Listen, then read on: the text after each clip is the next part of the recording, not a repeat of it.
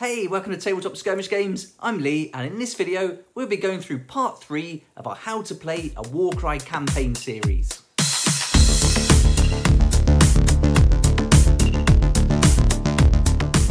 In this video, we'll go through playing a campaign, take a look at the convergences, decisive battles, and spoils of war, and then see how the narrative of convergences adds to your campaign.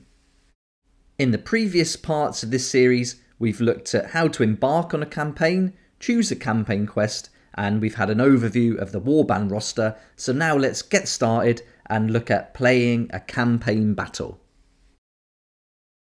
Once you have chosen your campaign quest and filled out your warband roster, you are ready to start playing campaign battles against opponents.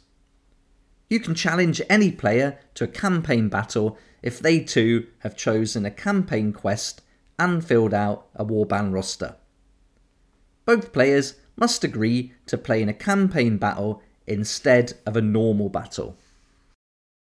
As we talked about in part 1, I'll be creating a separate video that goes into great detail about how to play a campaign solo, and that will cover all aspects of choosing different warbands to fight against, and we'll just cover everything that you need to know to make a solo campaign successful. To play a campaign battle, players use the core rules for setting up a battle, which you can find on page 36 and 37 of the core book, and I've also created a separate video on this in the How to Play Warcry series that covers everything you need to know. It's important to note that for a campaign battle, there are just a couple of amendments that you'll need to make when setting up for battle. The first, when mustering a warband for the battle, all fighters chosen must be taken from your warband roster. Players may be able to muster more than 1,000 points of fighters if they have dominated territory or have spent glory points on reinforcements. We haven't covered glory points yet, but don't worry, we'll cover that as we go through the series.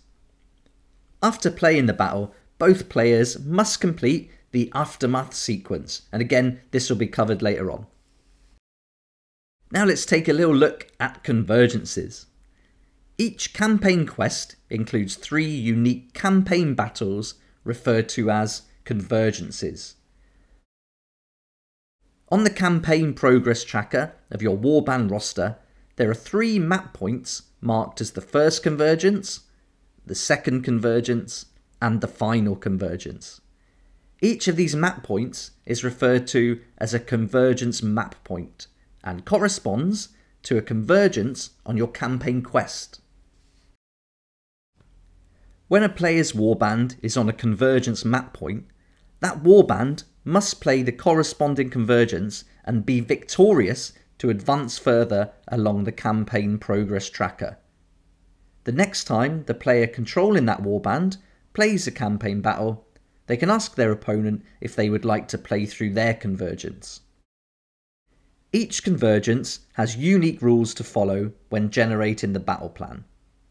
If both players' warbands are on convergence map points, the players will have to decide which convergence they will play through. Only one player's warband can play through their convergence, even if both warbands are embarked upon the same campaign quest and have reached the same convergence map point. In a convergence battle, the warband whose convergence the players are playing through is referred to as the ASPIRANT warband. Their opponent's is referred to as the ADVERSARY warband. To play through the convergence, use the guidelines for campaign battles that we just covered, but generate the battle plan according to the corresponding convergence on the campaign quest. This means you might know some of the battle plan cards in play before you muster your warband, so use this knowledge to your advantage. Now let's look at decisive battles. If the aspirant warband loses the convergence, they must play through it again and win the battle before they can advance to the next map point on their campaign progress tracker. The next time the convergence is played through, it can be against the same opponent or a completely new opponent. The player controlling the adversary warband gets to make an additional search for lesser artifacts in the aftermath sequence of a convergence, and this is known as the Spoils of War. And again, we'll cover this in future videos in the series. Now we'll look at the narrative of convergences. For the aspirant warband, a convergence represents a pivotal moment in their quest. Success or failure balances on the edge of a blade, with only the adversary warband standing between them and their goal. To build up the drama and tension of the battle to come, it is recommended that the player controlling the aspirant warband reads aloud the introductory narrative to the convergence, and also tells the tale of the campaign quest their warband is embarked upon and the key events that have happened so far. For the player controlling the adversary warband, playing through the convergence offers not only a chance to earn some extra treasure through the Spoils of War, but also lets you interact with the world of the 8 points as the fighters of your warband take on a new role, such as becoming the hired swords of a chaos warlord or ambushes springing a trap. For some players though, they might decide that they do not wish to take the role of the adversary warband because it does not suit the character of their warband. In such cases, it's fine to ask your opponent to find another player to play through the convergence with, and to play a standard campaign battle instead. We've gone through quite a large part of the section on playing a campaign that comes in the Warcry core rulebook, and now it's time to move on and look at the aftermath sequence.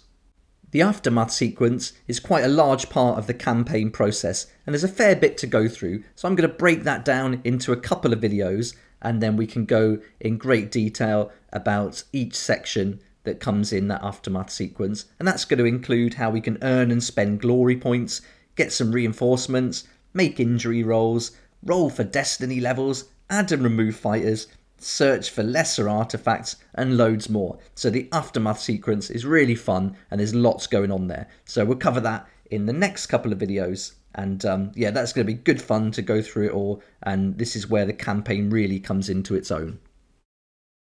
So come and join me for part 4, where we'll start the aftermath sequence. Thanks for watching. I really hope this video was helpful. You can find the next episode in the series at the end of this video, and also a link to the playlist where you can go right through from part 1 right through to the end and find out everything you need to know to play a Warcry narrative campaign. I'll put links in the description below to all the things we've used during this series, and links to the Catacombs set, the different warbands we've used, the dice and the card sets. There will be affiliate links to Element Games, but they won't cost you anything extra. In fact, they could save you up to 20%, and for every sale made through an affiliate link, I get a small commission, and that's going to help me develop the channel. So thanks so much for that support. I really appreciate it.